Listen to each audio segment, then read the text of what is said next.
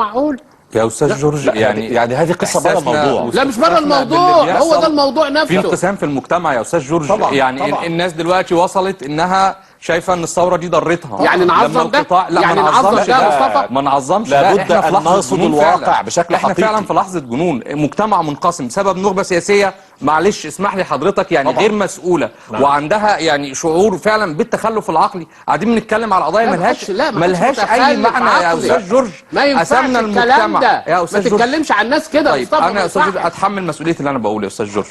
احنا يعني قسمنا المجتمع سياسيا طبعا. وجايين دلوقتي بنبكي اي دموع اللي بنبكي بيها دلوقتي. يعني قسمنا المجتمع، سيبنا الثوره، خلاص جينا نقسم التورته، كل واحد جاي يتخانق، وجايين دلوقتي بنقول ليه كده حصل؟ ما احنا السبب، احنا جزء من السبب. موقف المجلس العسكري جزء من السبب. موقف الداخليه اللي هي طبعا قاعده بتلعب ده جزء، لكن كلنا شركاء في الجريمه. كلنا شركاء. طيب المنظر اللي احنا شفناه ده يا استاذ جورج، ده وطن هذا لا يعني اطلاقا صحبة الناس. ارجوك كلنا شركاء في الاسم.